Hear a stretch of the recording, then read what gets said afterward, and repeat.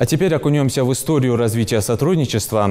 Отношения Ингушетии и Катара развиваются довольно стремительно. За последние 4 года взаимодействия с арабским государством достигнуты соглашения по многим стратегически важным направлениям – экономике, культуре, промышленности, инвестиционной и туристической сфер.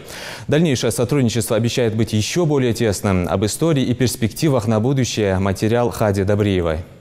Мосты дружбы Ингушетия и Катар начали наводить еще в 2014-м, когда ингушская делегация впервые побывала в государстве с дружеским визитом. Если тогда речь шла о возможном совместном сотрудничестве в строительстве исламского комплекса, то позже на карте отношений между двумя регионами появились и новые направления. Ответные визиты, демонстрация инвестиционного потенциала и взаимовыгодное сотрудничество продолжилось в 2016, 2017 и 2018 годах. Экологически чистый, а главное полезный по своим свойствам горный мед, минеральная и родниковая вода. О том, что в Ингушетии они только лучшего качества, катарская сторона убедилась еще во время первого визита в республику. Государство уже не первый год поставляет продукцию ингушских предпринимателей. Зеленая звезда. Он для салата очень не окисляется, в нем мало железа.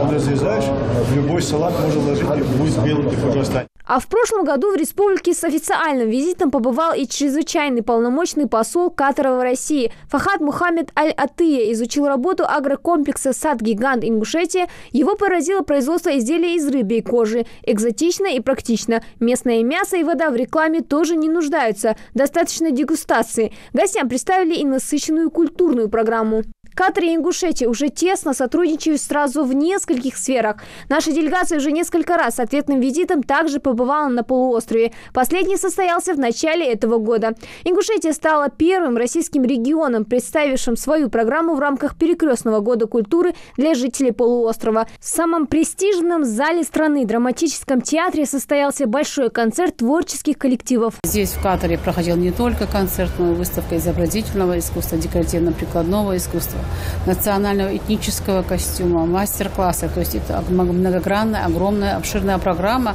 которая действительно в лице Республики Ингушетия представляет здесь, в принципе, Российскую Федерацию.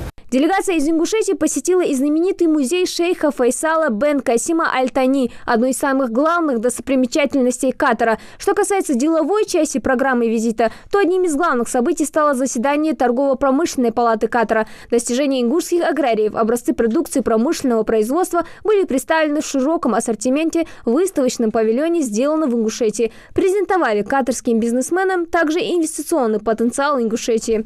В республике сформированы механизмы всесторонней поддержки бизнеса. Принят ряд нормативно-правовых актов, предусматривающих различные формы государственной поддержки, в том числе предоставление налоговых преференций, земельных участков, готовых зданий и сооружений, снижение арендной платы на недвижимое имущество на 95%. Отношения между Россией и Катаром дают стимул совместно работать и продвигать те проекты, которые нужны для обоих государств, считает и глава региона. Тем более российский рынок еще не освоен Катаром. В основном речь идет о развитии агропромышленного сектора экономики. Эти отношения начали развиваться благодаря встречам и хорошим отношениям между нашими руководителями государства и президентом страны Владимиром Путиным и его высочеством эмиром Катара. После официальной встречи наших руководителей в последующем нами всем была установка заниматься в том числе и отношениями, развитием наших отношений и, конечно, искать пути инвестиционного выхода и сближения наших государств. В России всегда есть очень много возможностей для инвестирования и очень достаточно стремительно развивается бизнес. И мы всегда открыты для сотрудничества с зарубежными партнерами и считаем, что наше сотрудничество с Российской Федерацией также может распространиться и на Республику Ингушетия. Мы заинтересованы в сотрудничестве в сфере туризма. Мы сегодня ознакомились с возможностями по развитию сотрудничества в продовольственной безопасности.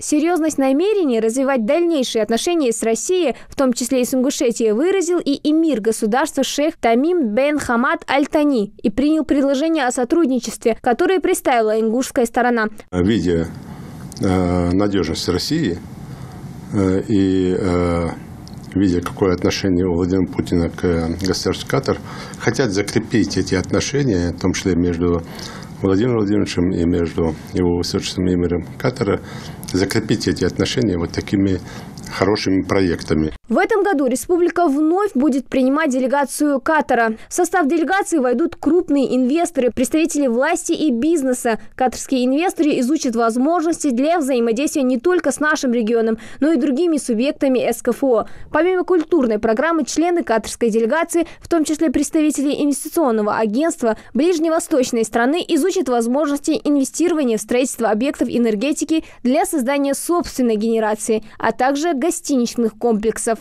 Хади Добриева, Новости 24.